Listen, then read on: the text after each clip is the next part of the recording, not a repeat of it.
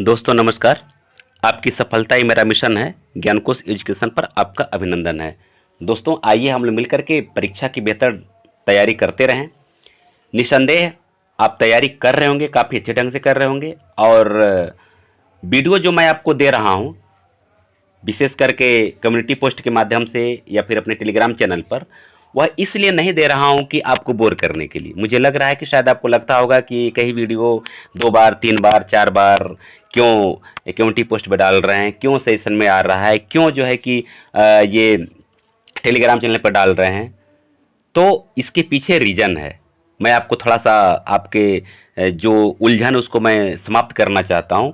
मित्रों, क्या आप एक वीडियो देखते हैं, उसमें जितने कंटेंट हैं क्या एक ही बार में याद हो जाते हैं? क्या नहीं हो पाते हैं ना?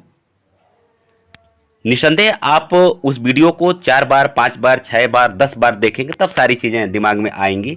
या अगर आप पहले से तैयारी कर रहे होंगे तो आप ये जान रहे होंगे कि कभी कभी ऐसा होता है कि हम लोग एक या दो प्रश्न जो जान रहे हैं वो गलत हो जाता है और सिलेक्शन से हम बाहर हो जाते हैं। उस समय कितना खलता है, जरा सोचिएगा कितना खलता है।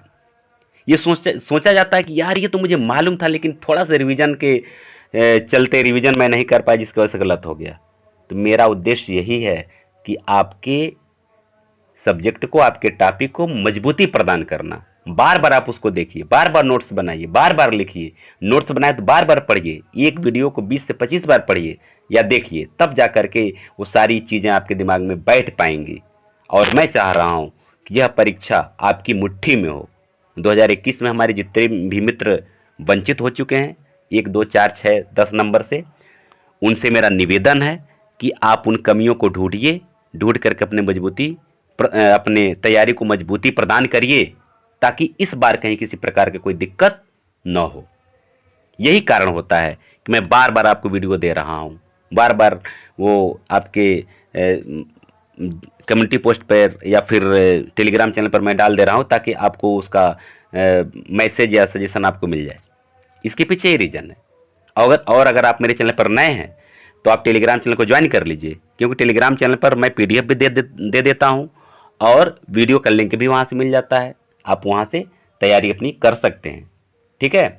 हालांकि फेसबुक पेज का भी लिंक डिस्क्रिप्शन बॉक्स में है और टेलीग्राम का भी है, और बहुत सारे प्लेलिस्ट का मैं डायरेक्ट प्लेलिस्ट का मैं वहाँ लिंक दे दिया हूँ। आप वहाँ सीधे मेरे प्लेलिस्ट में आकर के तैयारी कर सकते हैं।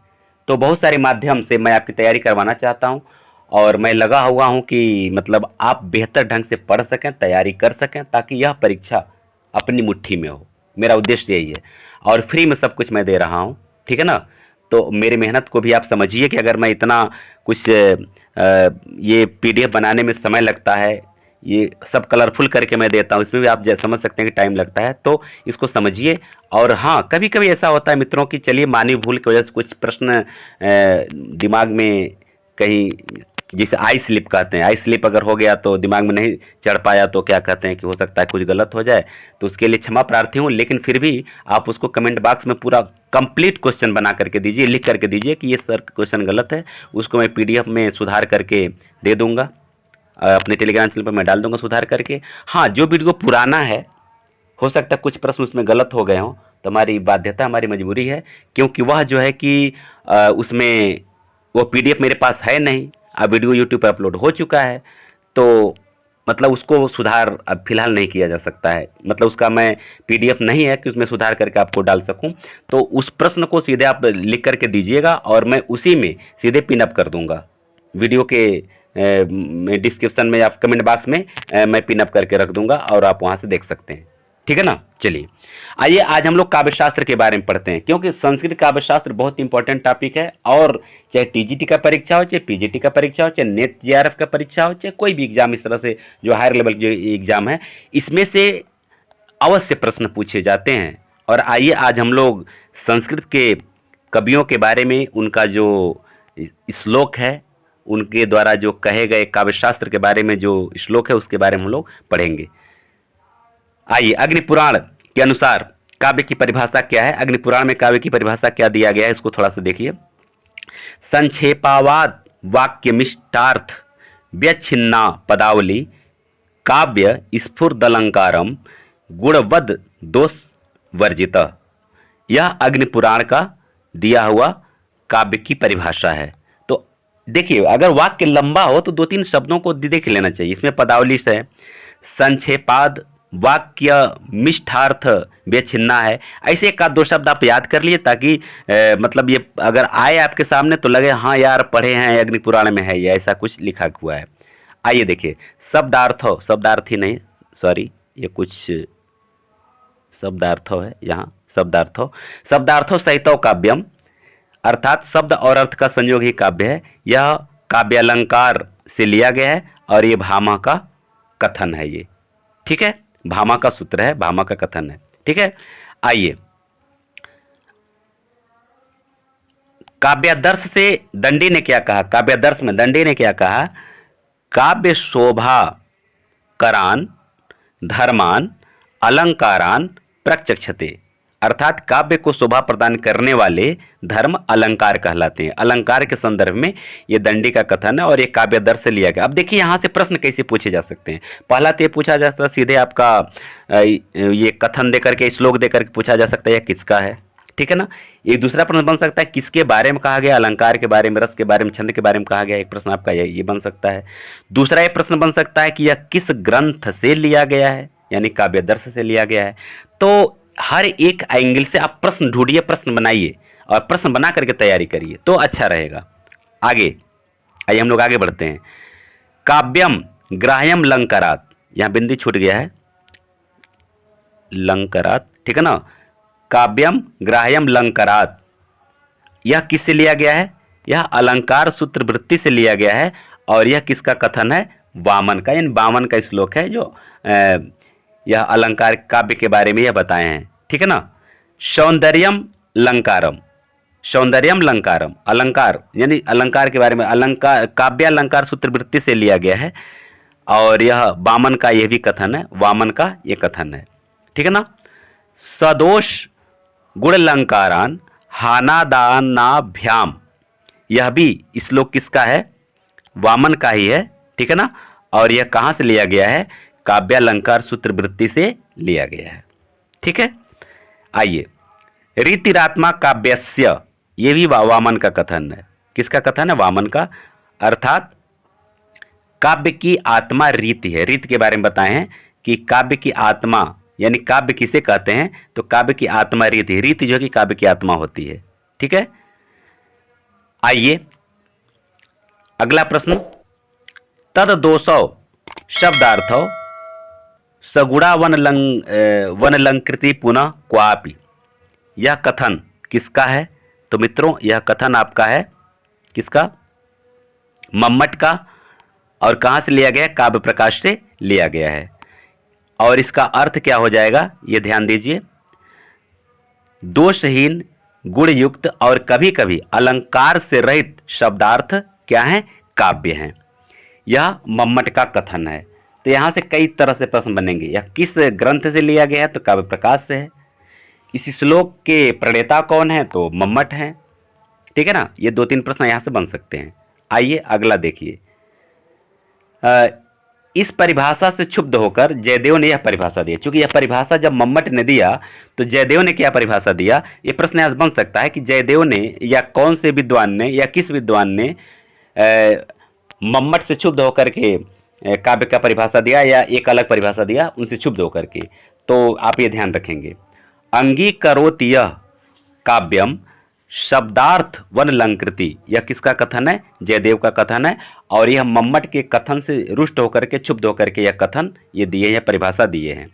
आइए आगे देखिए, शब्दार्थों सहितो वक्र कवि व्यापार शालिनी बंधे व्यवस्थितो काव्यम, यह परिभाषा किसने दिया है, यह परिभाषा दिया है आचार्य कुंतक ने। तो शब्दार्थों सहितो वक्र कवि, वक्र कवि जहां एक शब्द पकड़िए ना, वक्र कवि जिसमें दिया हुआ है यहां आपका कुंतक हो जाएगा, ऐसे समझिए। अगला है, अगला क्या है, ध्यान से देखिए, अदोषो अदोषो सगुणो सालंकारो च शब्दार्थो काव्यम, तो यह परिभाषा किसने दिया है, आचार्य हेमचंद ने दिया है। वाक्यम रसात्मक काव्यम, काफी चर्चित है, कई बार परीक्षा में पूछा जा चुका है। यह साहित्य दर्पण से लिया गया है और यह किसका है? आचार्य विश्वनाथ का है। तो ये भी देख लीजिए। आगे देखिए, रमणीयार्थ प्रतिपादक शब्द काव्यम, यह किसने दिया है यह परिभाषा? यह परिभाषा दिया है पंडित जगन्नाथ ने, और यह भी कई बार टीजीटी में पूछा जा चुका है। यहाँ कई प्रश्न ऐसे हैं जो कि रिपीट किए गए प्रश्न हैं, जो इसके परीक्षा में पूछा जा चुका है। ये इस तरह से कुछ परिभाषाओं को मैं यहाँ लिया हूँ, ठीक है ना। आगे देखिए, एको रस करुण, क्या? एको रस करुण एवं निमित्त भेदात, यह किसकी परिभाषा है? यह भवभूत की परिभाषा है। तो मित्रों, इतना अगर आप तैयार कर लें इन परिभाषाओं को, तो मुझे लग रहा है कि इसके बाहर अब तक तो कभी नहीं गया है परीक्षा में। तो इसको ध्यान दीजिएगा, आप इसको बढ़िया से तैयारी कर लीजिए, और यहाँ से आपका एक प्रश्न निश्चित है कि सॉलिड हो जाएगा, आपका एक प्रश्न निश्चित है कि मिल जाएगा। आगे देखिए, हम अंग्रेजी काव्य लक्षण भी यहाँ पर आपको डाल दिए हैं, ताकि यह टीजीटी के लिए इंपॉर्टेंट तो है, पीजीटी के लिए अति इंपॉर्टेंट है। ध्यान दीजिएगा, पीजीटी के लिए मोस्ट इंपॉर्टेंट है ये। इसमें से बहुत सारे प्रश्न पूछे जाते हैं, और आप पढ़ेंगे नीचे तक तो देखेंगे कि टीजीटी में भी कई बार इसमें प्रश्न पूछे गए हैं। अब देखिए, कविता क्या है? कविता की परिभाषा ड्राइगन ने क्या दिया है? ड्राइगन ने कहा है कविता सुस्पष्ट संगीत है, ये ड्राइगन का कथन है। कॉलरिज का कथन है सर्वोत्तम शब्द अपने सर्वोत्तम क्रम में कविता होती है। सर्वोत्तम शब्द अपने सर्वोत्तम क्रम में कविता होती है, यह किसने कहा? कॉलरिज ने कहा है।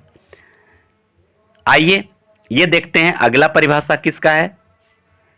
कविता प्रबल अनुभूतियों का सहज उद्रेक है, जिसका स्रोत शांति के समय में स्मृत मनोयोग से फूटता है। यह वर्ड्सवर्थ का कथन है, ठीक है ना। तो यहाँ थोड़ा सा मिसप्रिंट है वर्ड्सवर्थ लिखने में, तो आप समझ सकते हैं वर्ड्सवर्थ का ये कथन है। तो आप इसको बढ़िया से तैयार करिए, ठीक है। आगे देखिए, सर्व सुखी और सर्वोत्तम मनों के सर्वोत्तम और सर्वोत्तम सुखपूर्ण क्षणों का लेखा क्या है? कविता है। यह कथन किसका है? तो यह कथन शैली का है। किसका है? शैली का। सर्व सुखी और सर्वोत्तम मनों के सर्वोत्तम और सर्वाधिक सुखपूर्ण क्षणों का लेखा कविता है। ये बहुत इंपॉर्टेंट है, पूछा भी जा चुका है कई बार।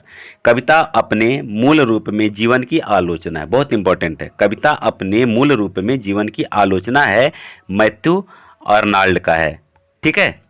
आगे देखिए, कविता वह कला है जो कल्पना की सहायता से युक्ति के द्वारा सत्य को आनंद से समन्वित करती है।